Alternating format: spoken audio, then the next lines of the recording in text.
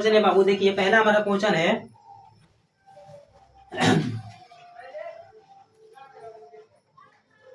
सिद्ध करे कि √5 एक अपरिमेय संख्या है। अपरिमेय संख्या है। देखिए ठीक है ना बाबू, देखिए पहला हमारा क्वेश्चन क्या है कि सिद्ध करे कि √5 एक अपरिमेय संख्या है। ठीक है ना बाबू। देखिए सबसे पहले इसको हम लोग कैसे बनाते हैं, एकदम शॉर्टकट तरीके में बताएंगे। ठीक है ना बाबू, सीधा आपके दिमाग में सीधा ये फिट हो जाएगा क्वेश्चन। ठीक है ना, यानी आप बिहार बोर्ड में सीधा 2 नंबर उठा सकते हैं। ठीक है ना, अगर इस क्वेश्चन को आप लोग बनाने के सीख जाएंगे ना तो सीधा बिहार बोर्ड में 2 नंबर आपका फिक्स है। ठीक है ना, देखिए बाबू चलिए सबसे पहले बाबू लिखेंगे इसका विपरीत लिखेंगे, यानी इसका उल्टा लिखेंगे। ठीक है ना, यहाँ पर अपरिमेय लिखा है ना तो हम लोग सीधा परिमेय लिखेंगे, यानी इसका उल्टा लिखेंगे। ठीक है ना, तो आप लोग जानते हैं कि मैथ में क्या होता है बाबू, कोई भी सवाल बनाते हैं तो उसको मान कर ही चलते हैं। क्या करते हैं बाबू, मान कर ही चलते हैं। ठीक है ना, तो सबसे पहले यहाँ पर लिखेंगे बाबू हल में लिखेंगे, यहाँ पर हल में लिखेंगे माना की। क्या लिखेंगे बाबू, माना की √5 एक परिमेय में संख्या है। माना कि √5 एक परिमेय संख्या है। ठीक है ना, परिमेय संख्या। ठीक है ना बाबू, परिमेय संख्या आपको कैसे लिखते हैं, परिमेय संख्या बाबू आपको लिखने का तरीका क्या बताएं बाबू, p/q के रूप में परिमेय संख्या को लिखते हैं, p/q के रूप में। ठीक है ना, तो चलिए यहाँ पर सबसे पहले लिखेंगे माना कि √5 एक परिमेय संख्या है। ठीक है ना बाबू, उसके बाद हम लिखेंगे यहाँ पर √5 बराबर के p/q। ठीक है ना बाबू, ठीक है ना।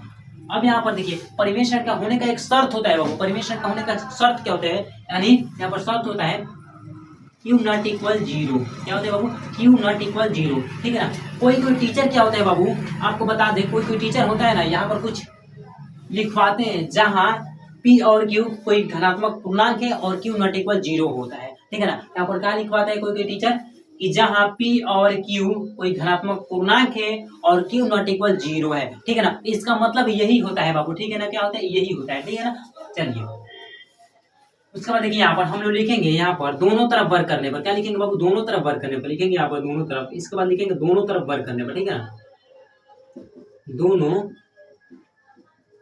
तरफ वर्ग करने पर दोनों तरफ वर्ग करने पर। ठीक है ना बाबू, √5 का वर्ग करेंगे, इधर p/q का वर्ग करेंगे। ठीक है ना, √5 का जब भी वर्ग करेंगे बाबू, यानी √5 का जब भी हम लोग स्क्वायर करेंगे तो क्या होता है बाबू, केवल 5 होता है। जो भी संख्या अगर रूट में रहता है ना, अगर उसका हम लोग स्क्वायर करते हैं तो केवल रूट के जो अंदर संख्या रहता है ना वही हो जाता है। ठीक है ना बाबू, चलिए यहाँ पर √5 का अगर स्क्वायर हम लोग करेंगे तो केवल क्या होगा, केवल 5 होगा। रूट के अंदर जो संख्या रहता है ना वही हो जाता है। ठीक है ना, चलिए यहाँ पर देखिए जो स्क्वायर है ना बाबू, ये p के लिए भी है और q के लिए भी है स्क्वायर। ठीक है ना, देखिए यहाँ पर p के लिए भी है और q के लिए भी है। ठीक है ना, यहाँ पर हम लोग स्क्वायर करेंगे तो p स्क्वायर हो जाएगा, बटा में क्या है q है तो q स्क्वायर हो जाएगा। ठीक है ना, चलिए यहाँ तक तो आपको समझ में आ रहा होगा। ठीक है ना, उसके बाद देखिए यहाँ पर 5 है जैसे 5 वैसे लिखेंगे। ठीक है ना, बराबर p² जैसे वैसे लिखेंगे।